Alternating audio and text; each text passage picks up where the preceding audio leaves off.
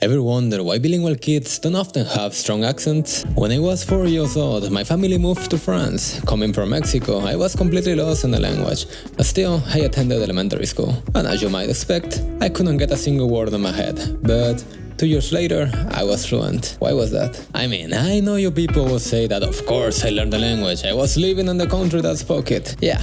But why? You see, we humans are beyond anything we know when it comes to pattern recognition. And if there is one single branch of that skill that is indisputably responsible for most of our achievements, it would be communication. Your brain will pick up on language patterns, you like it or not. And this passive learning has gotten the name of language acquisition. Let me quickly show you a Guilty Crown clip. Tell me if you understand what's going on. Don't translate, just listen. シュそれがなんだか分かってるの？もちろんだよ、綾瀬。すべてはここから始まったんだ。ボイドの力があなたを殺すわ。ありがとう、母さん。本物の親子じゃなくても、僕は母さんと一緒にいられてよかった。今は本当にそう思うよ。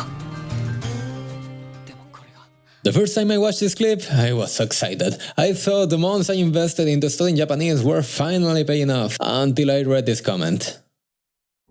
Yeah, it turns out that most sub-watchers are capable of understanding this level of conversation. And why is that? Exposure. Weebs have an advantage when learning Japanese, solely based on the fact that we have grown accustomed to the sound of it. Simply that. So, those of you who have been avoiding anime and sub, ご愁傷様と That being said, let me address this quickly. You won't understand anything. And that's okay. At the beginning stages, especially if you try to consume something far too complicated, you will probably struggle to understand the context. And that's okay. Like I said before, I got dropped in France and learned the language by just listening. But there's a catch to that. It took me far too long and way too many hours a day to get to a decent level. And that is because I couldn't really leverage my knowledge as an adult human to improve at a greater pace. We can do better than that. For Japanese in particular, I have some requirements, although you can think of them as a multiplicator factor on the language learning equation. So, firstly, you need to learn the kana. I know, you got that solved, but trust me, hiragana is not just about being able to read it, it's about how fast you can read it. Do you stumble? Do you lose the idea of the sentence while you try to vocalize it? Yeah, making sounds is easy, making sense is hard. Also, katakana has proven itself to be even tougher than kanji at times. Next, you need to know your words. Don't associate vocabulary with kanji. One can exist without the other. There is no harm in learning vocabulary without kanji, as long as you deep dive on that kanji later. But if you feel motivated, here is a method that could teach you both. It's a 30 seconds video explaining how it works.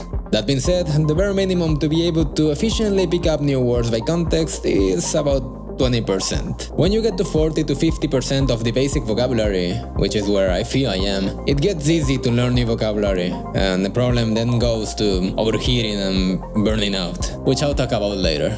I have two main methods for immersion learning, and a third one that I will leave until the end because it's just weird. I call the first one passive acquisition. That's when you watch the anime in full-on Japanese, both audio and subtitles, without trying to take notes. It's very good if you try to rewatch something, because you already know what's going on. One way of doing it is to use an extension like language learning with Netflix, which, unlike the default Netflix behavior, allows you to use dictionary tools like Yomitan. Also, with a VPN you can watch most of the popular animes and movies the legal way, if anyone still cares about that. You can ask on the comments for alternatives. Be sure to only check for frequent words you don't get. That way you won't get tired, and it will be easier to learn them. The second one, I called it aggressive acquisition. It's partially the same, but now you actively use ANKI. I made a 3-minute video about this setup, so if you're serious about immersion learning, this is a very good starting point. About the methods, you may say, isn't the second one just an improvement over the first one? Wouldn't it be better if we go with the aggressive approach all the time? And you might be right, but there is another problem. Right now you are motivated, which is good,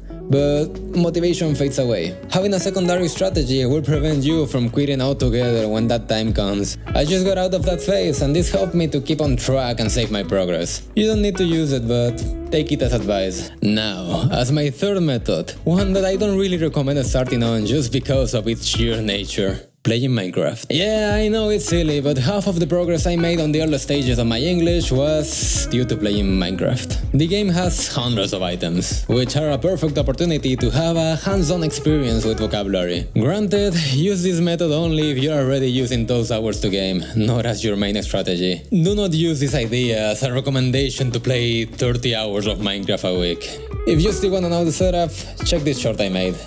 Don't exclusively do immersion. All the learning techniques complement each other, and going back and forward has proven to be, at least for me, the best approach. Thank you for passing by, like the video if you found it useful, and get ready for the next one. I plan on doing something fairly interesting, and if it works, it will be a new strategy that will be hard to get bored with. See you next time!